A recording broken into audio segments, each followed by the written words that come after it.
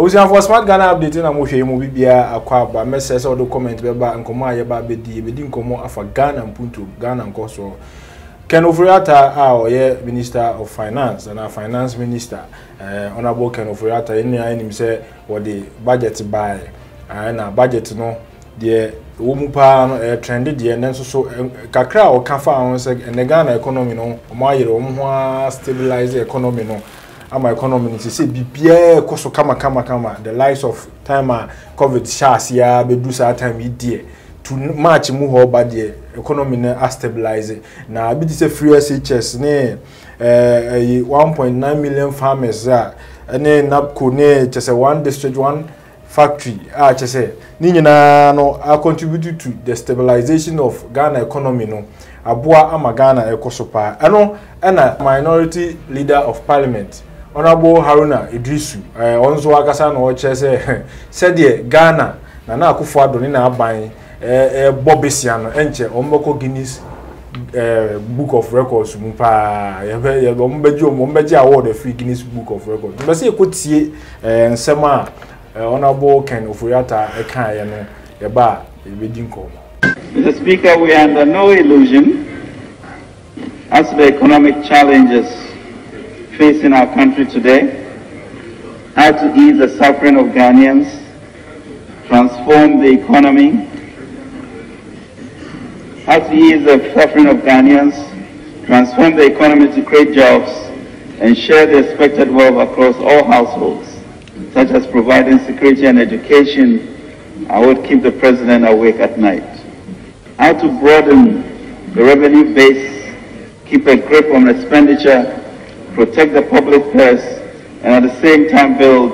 with urgency the needed infrastructure, collecting revenue, managing our debt and expenditure commitments, and paying the bills to stimulate economic activity are the orders he has given to us, his ministers, and other appointees to carry out over the next 3 years. Mr. Speaker, we know we can get the job done. It is well known that prior to the pandemic, we had stabilized and turned around the economy between January 2017 and March 2020. Sustainability and growth. We doubled the economic growth rate from 3.4 percentage points to an average of 7% between the period. It is undisputed, Mr. Speaker, that we brought down the fiscal deficit below the 5% threshold. We improved our gross international reserves from 4.9 billion to 9.9 billion, 4.7 months of imports. We provided free SHS for 1.2 million Ghanaian students. We provided free hot meals for 3.4 million public pupils in basic schools. We supported 1.9 million farmers with improved seedlings and fertilizers through our Planting for Food and Jobs program. We provided temporary employment to 100,000 of young people through the NAPCO program. We abolished several Newton taxes. We set the nation on its biggest private sector-owned industrialization program in the history of Ghana with the 1D1F program, and we registered the biggest foreign exchange earnings from tourists during our historic 2019 year of return program. By March 2020, Mr. Speaker, our first quarter macro fiscal indicators reflected the turnaround we had accomplished over the 3.5 years. Indeed, we had just experienced an oversubscription of our 3 billion bond issuance and set a record of the longest sovereign Africa bond of 41 years on the international capital market as a result of strong investor confidence. Finance Minister ana yakuti no aba o chese Ghana is economy no yes kuyi ba na se kuyi eno ho nkomo na mne na Kofi Ejebedie ana Chairman Finance Minister Kasama Haruna Idrissu so e de ne dia hweso se besia no na we nyina no awo kase bibia ekoso fine no enya no kure me fa free nyama ekoso fine ho no mpanifo se banchenya oja na be kire so atase so de nchine to nkwam na se entry mu a eni oni ho asem bi aka techere mape ne betumi aka Nti se Honorable Finance Minister Ewura Ken Ofori Atta ebe ka che se bibia ye okay a ye be koma kola yako Central Market yako Ketia yako Adom yako Aboso Kai yako Market Circle yako Kofi Aja Kasiem nie kubisa se the Honorable Finance Minister kan ye saa na, and I'm sure say so nya ko take his risk and say ko esa de na de obetene wasum no one hwa be 2 weeks na ni da so what you say because niam nyina nko ye say de wo kan no sanko tumi kire mu kakra say oh say niam gu akwamti niam hyase pick from a form of bentino yeah expect say niam edigu akwamti from 2022 ye be hu improvement ewo e various markets na dia enyanka Honorable ka ene saka mi bom mu asema no ani de mo se niam nyina ye meanwhile na me ye this mfato wa ha se ma me bi oton mu wa Adom obafia okobi anu wo su obafia nso ye nipa a kire se wono no sabe anya ado kan MPP anu akoka no so atiase enso dai okwa the woman is crying if you don't cast we no so to aba man NPP and on can so say I feel 2024 on to aba man NPP there but what you say she's in pain koto anwa onkwade nche onko na ba mesanda so na economy ne ye dia why do we have to experience those things obata de ende onko chane asa atum emo bag onko to na 1.1 on san ko do 2 point something na economy so ka say ya obeta no what was here and I'm sure so other areas so they will tell you that the papa na kan there omonyo enko yi kra etie bia safe na niam agu akwam badia any on can say I am not saying say or more on homode of course you can't crisis is say we are seeing na adna be say yikum na de bi de chebi so what you say bi etumi atoto mo de ni kakra nti mo de no gina so kakra still a better sin ye di ono so na famu de ba na famu de no broni bi be ka say your best is not just enough so what you say nti no so bibi ye anaso aye na ma bi dia o me yehu say years ahead no and the next year no we are going to experience calm and decent market the economy and na hona means economy ko yi but so far idea so ka say nema ko yi pa sa de ya dabi enyintum no ma ko ya enyintum was one the likes of free SHS one district one factory no economy say you more build the economy no because more etimi free SHS my year by 2017 right until 2017 asam and now 2017 abesi 2020 asam nya na de ka asam no ye ka 2021 etu ka se free SHS nti economy ya me hu ni opeso kire because free SHS no eno ankasa kran so ye ayi o how ka se abada o ma no so threat ka se because sika ko sa de sika kuma o hwe school fonko the work nationwide obi didi kwa obi fa school fees kwa ye 20 chafoka enya sam ketwa na kwa ye political thing wona hasu betumi na waba na ho ye entity na ma nkofo bebre na ntumi nka ho asam bebrebe do se eye me de free education de aboa because aman kwada na nka omo ko school mo bre ko hustles mbo brown envelope o baji ansa na chese afa na ade eye pa na ebom sesi a wo ye free education we are sabi anya do na wo we because you knew say with the free education ba you still have to construct roads you knew say the free education ba you still have to pay nurses allowance you still have to pay teachers you still there are so many things that wouldn't say with or without free education you were going to do it is a once awakasa wo ye free education there that means you had prepared and a over nti emfa no me ya stick say economy there ye but because free education inte yen shede hunu because me ba no ko school ba obedidi okay odidi wie nso a obesha taade on fa school atade na the free school mo saba na mfie de obesha taade de obedidi obeto pace ma ya nkwa do besa abo amosen no ne ade nti no eye niam bebrebe eti free education ba thank you they will do the other ones man ko fo feel the goodness of the economy. Honorable Haruna Idrissu e kan sim bi say 1.75% I do two momo so no untimi nka say sa 1.75% tax na dey to sa e sa no man so no I know easy friends and the suffering of Ghana as a finance minister. I can also do say in reality we always say into tax also see who easy in reality sa de nankasa part so the common sense ebeto ho a political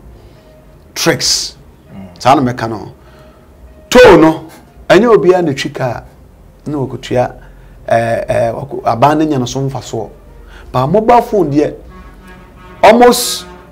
Ghana ni bia wadru ni mpani mfie so a do ya dwumo do nya dwumo okuta bi ena e de yan so a wan send ya be receive so obi send ma wa abane nya no so mfaso so send ma obi a abane nya no so mfaso ba to ne de just a driver near to car kofa kwan so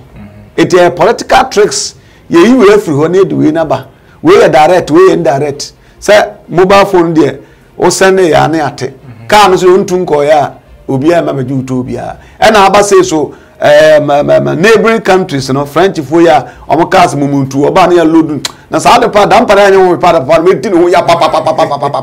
up to load car na ye overhead kakra na ya ha no na akolo ke ase na mo hwa na obi ma ya no makofa chese na gwen mo overhead na sinya se bia na selfish ne ma na wa load no ebeko enya ya discuss with minister prepare no sa ad ne beba so atase eti sa nkofofo yi ebe fam wadi amuntua amonso cars na pa na ese ye kwan no ani entumi so nyomo hwe cause ese bibi de ECOWAS obi e wo free movement okọ krobia so atase eti sa nkofo ebe fam wadi minister upon committee in one station bi so say fadoma fam wadi na nso mo fam ni sa no obu ha obeto fuel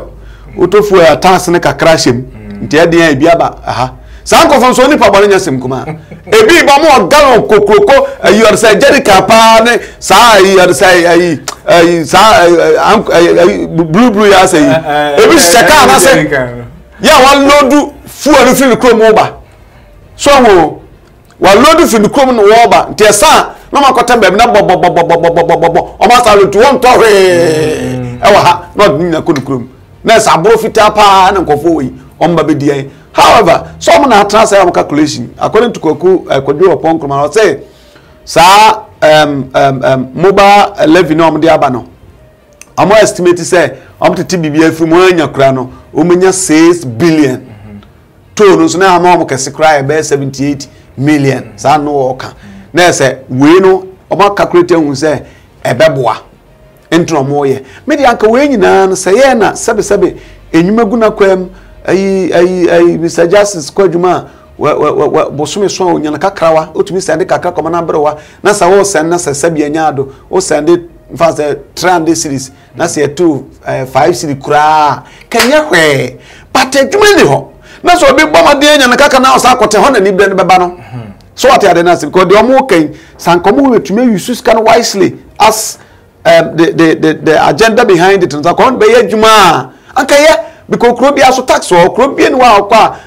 utia obato bibia na betua bibia tax nim but they use it. It's almost some more yen fine adena nyaba we have no option. And one thing I made there about the removal of the tolls from our roads and say